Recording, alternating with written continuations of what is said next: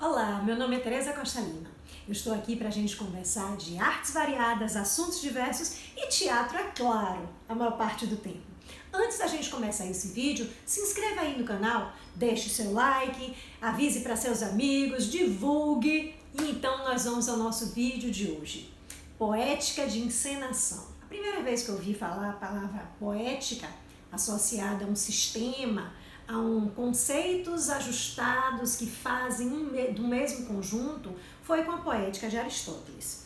Eu estudei a poética de Aristóteles quando eu estava na escola de teatro, na disciplina de dramaturgia. E em dramaturgia, no primeiro momento, aquilo me parecia muito complicado. Eu tinha 18 anos e era um vocabulário difícil para mim, foi muito estranho ler aquela poética de Aristóteles, até que destrinchando em aula, eu fui entender, é a coisa mais simples do mundo a poética de Aristóteles. Até hoje, se um dramaturgo, um roteirista de cinema, um autor de novela, quiser fazer uma história bem arrumada, pega a poética de Aristóteles, pronto, ali está dizendo os princípios que você deve seguir para escrever uma obra que, segundo Aristóteles, seria a obra bem escrita. Essa poética aristotélica, que é até hoje fundamental para dramaturgos, ela me levou a pensar se cada artista não tinha o que seria uma poética pessoal. Eu estava na escola de teatro, muito jovem, e eu, de certa maneira, já percebia que eu tinha minha poética. As primeiras vezes que eu tive acesso a dirigir um elenco, eu já sabia o que eu iria fazer e também o que eu iria não fazer. Então vamos lá falar um pouquinho da minha poética pessoal. Essa minha poética pessoal, ela foi, claro, amadurecida, desenvolvida, elaborada ao longo de quase 30 anos. Mas desde a primeira encenação, que os elementos fundamentais que existem até hoje já estavam ali. Isso é muito interessante, porque parece que é uma coisa natural, que é sua. O primeiro trabalho de direção que eu fiz, numa matéria de direção da escola de teatro, foi um espetáculo chamado Tarde Chuvosa. O professor apenas deu um texto para cada um e disse monte. Nesse momento, eu não tinha a menor ideia do que um diretor fazia. Eu não sabia como trabalhar com atores, eu não sabia o que era minha responsabilidade, o que era a responsabilidade de sei lá de quem. E foi a primeira vez que eu peguei aquele texto e disse, tudo bem, o que é que eu vou fazer com isso? Nesse momento, os primeiros elementos da minha estética já surgiram, que o primeiro que eu vou começar a falar diz com relação ao texto, a dramaturgia. Eu peguei aquele texto, achei muito bacana como um texto escrito, porém eu não queria no meu espetáculo todas as palavras, todas as estruturas que o autor tinha proposto. Eu peguei aquele texto, eu digeri aquele texto e eu reconstruí o texto para a minha encenação. Esse elemento com relação à dramaturgia, ele está presente em todos os meus espetáculos. Rarissimamente eu peguei um texto e montei, saiu de um e foi para o outro.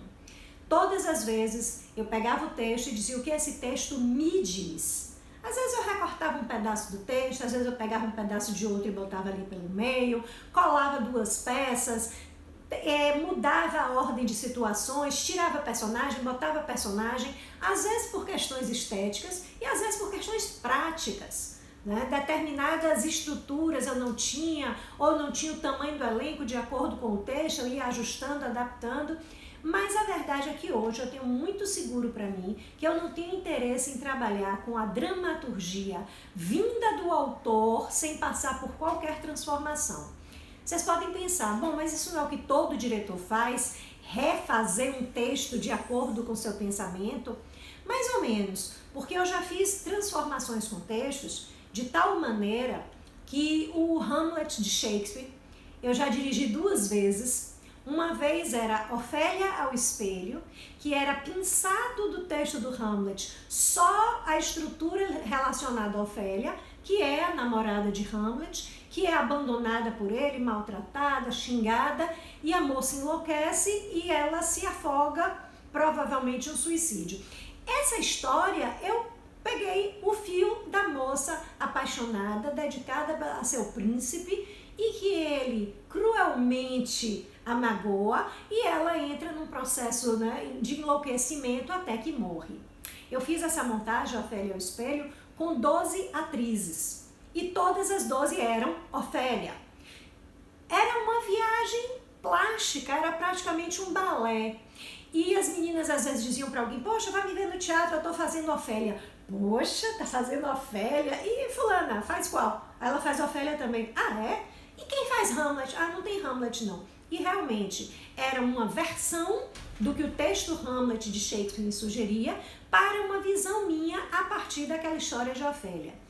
Anos depois, mais de 20 anos depois, eu fiz um Hamlet, que era também baseado no Hamlet, mas era o Hamlet misturado com Hamlet Machine de Rainer Miller, que por sua vez já é uma reescritura, misturado com uma série de outras referências de músicas, de poemas, que resultou no texto de um Hamlet, que é inspirado em. Por isso que eu digo que eu prefiro montar autores que já se foram, porque os autores que estão vivos podem vir querer tirar satisfação comigo dessas loucuras. Mas um ponto fundamental da minha poética de encenação é o texto é um pretexto, o texto é uma inspiração, o texto é uma ideia às vezes bem vaga. Pouquíssimas vezes, e mais por razões pedagógicas dentro da sala de aula, eu montei o texto como ele estava ali.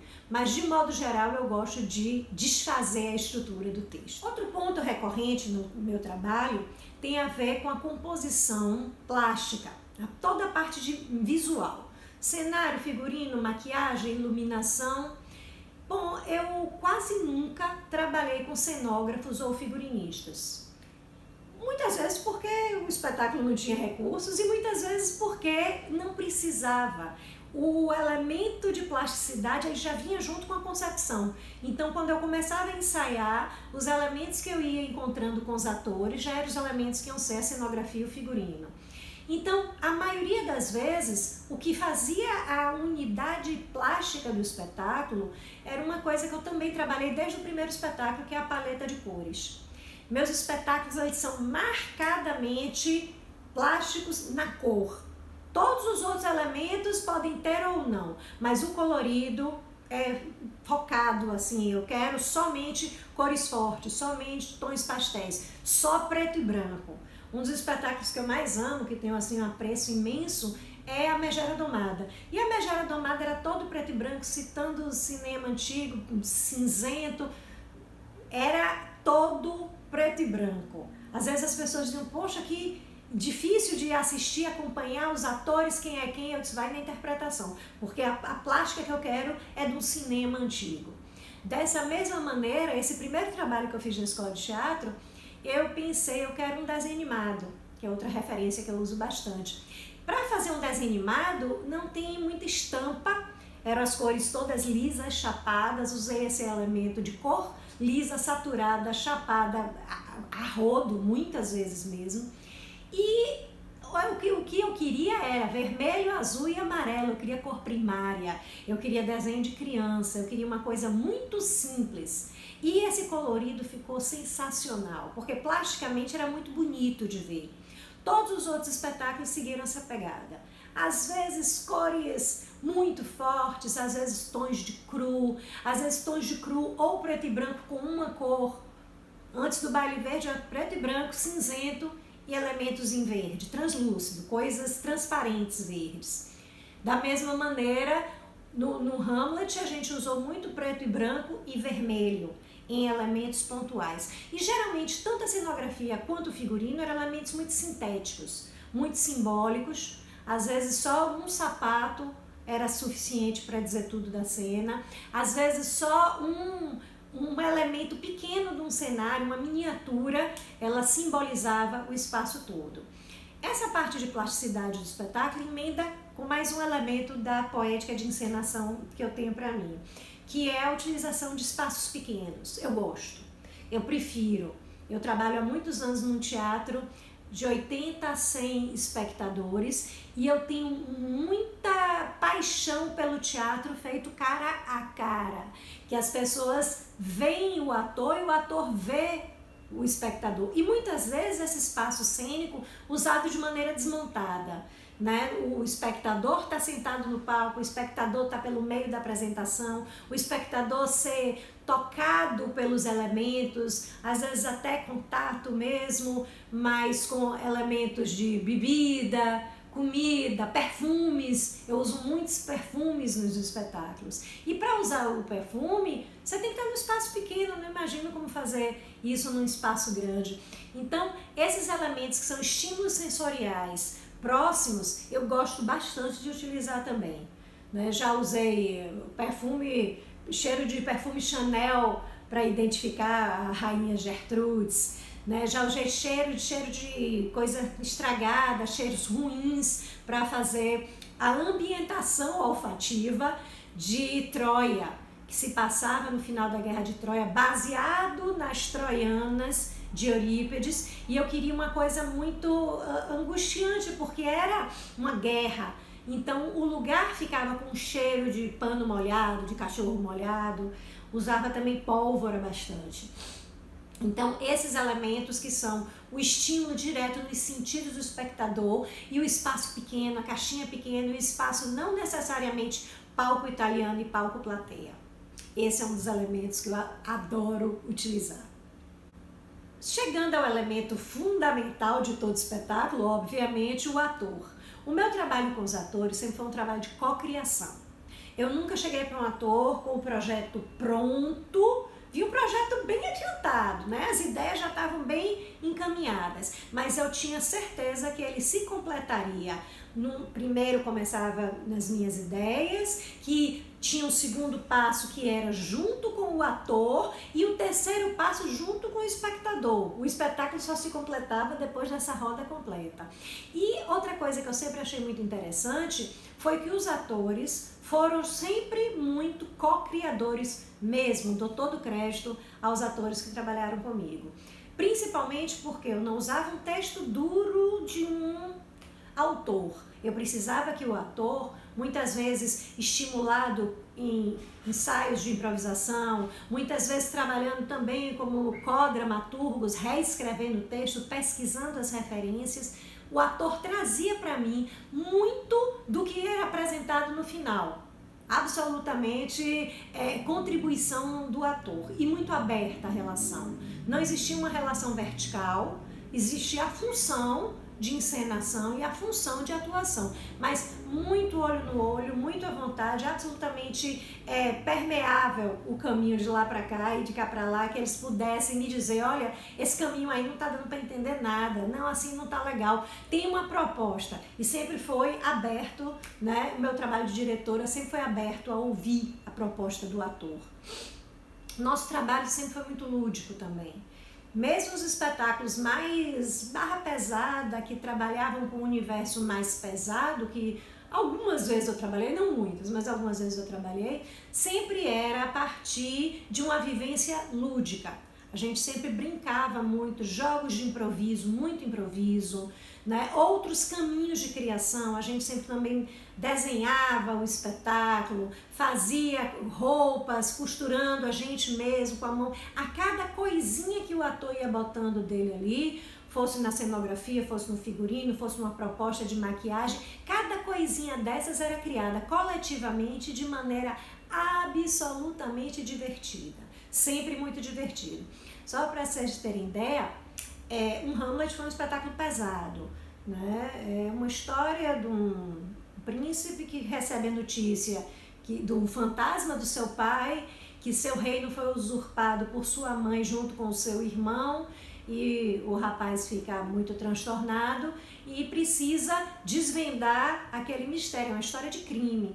Então, a pegada era pesada, mas os jogos que nós fazíamos, não. A gente fez um exercício que eu amei fazer, que foi um baile.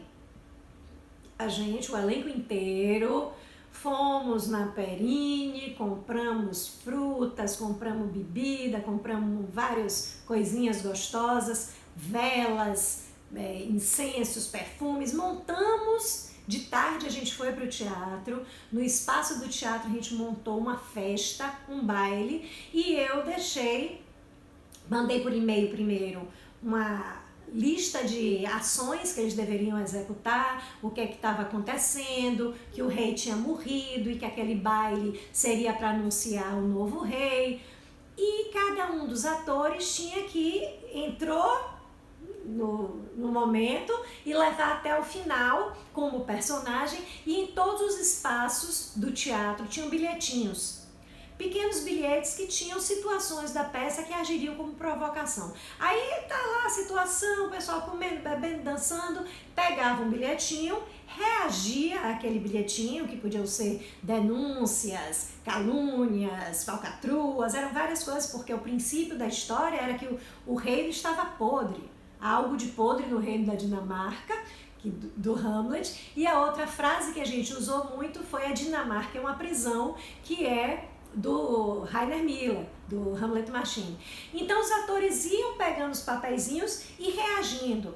Nós levamos umas 2h30 para 3 horas, vestidos, maquiados, montados, sem sair de personagem. Todo mundo que conversasse tinha que conversar na viagem do personagem, com a trilha tocando, desenhada especialmente para aqueles momentos, e a reação aos bilhetinhos. Foi fantástico, foi um jogo, foi uma vivência absolutamente lúdica, todos nós nos divertimos muito, mas ao mesmo tempo todo aquele peso daquele ambiente, aquele reino que estava podre, ele veio pra gente e as relações foram se estabelecendo naquele jogo. Então todas as montagens, a gente tinha um processo de criação muito divertido. Nunca fiz um processo de você pegar um texto, sentar na mesa, ler o texto, decorar, marcar e seguir, porque o tipo de encenação que eu faço dentro da minha poética de encenação não caberia ser desse jeito. É um processo criado muito coletivamente, muito em colaboração, com muitas referências. As minhas referências da vida toda aparecem volta e meia nos meus espetáculos.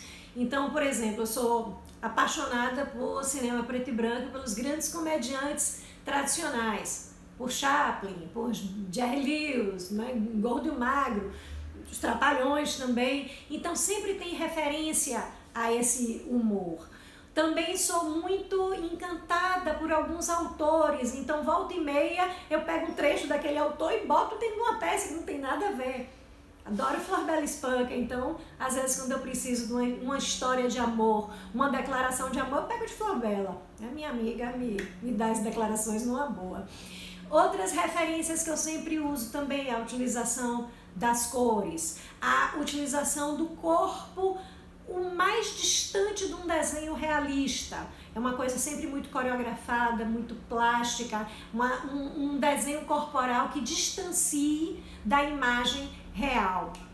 A comédia dell'arte, que é uma linguagem teatral que eu sempre usei bastante. Mesmo quando não fazia comédia dell'arte de máscara, o desenho corporal, a estrutura de improvisação a partir de roteiros, né, o tipo de gags corporais eram calcados na comédia dell'arte. Então todos esses elementos juntos, mais um pensamento ético, um pensamento que você tem a sua filosofia de vida, também aparece. E o meu pensamento, minha filosofia de vida, é que nós temos um único objetivo na vida. Nós temos o objetivo da felicidade. Eu tenho o objetivo de ser feliz e fazer o outro feliz. Então, quando eu enceno um espetáculo, eu quero compartilhar esta felicidade com quem vai assistir. Muitas vezes, graças a Deus, eu fui bem sucedida nisso, porque muitas pessoas chegavam para mim depois de um espetáculo, principalmente nas comédias, onde eu me espalhei mais, chegavam para mim e diziam: poxa, tô indo para casa com o coração leve, que negócio divertido, que coisa engraçada, venho amanhã de novo, vou trazer minha mãe para poder ela também se divertir, para ela rir, para ela se sentir bem. Então, esse fazer bem, fazer felicidade, é o princípio filosófico que rege o meu trabalho.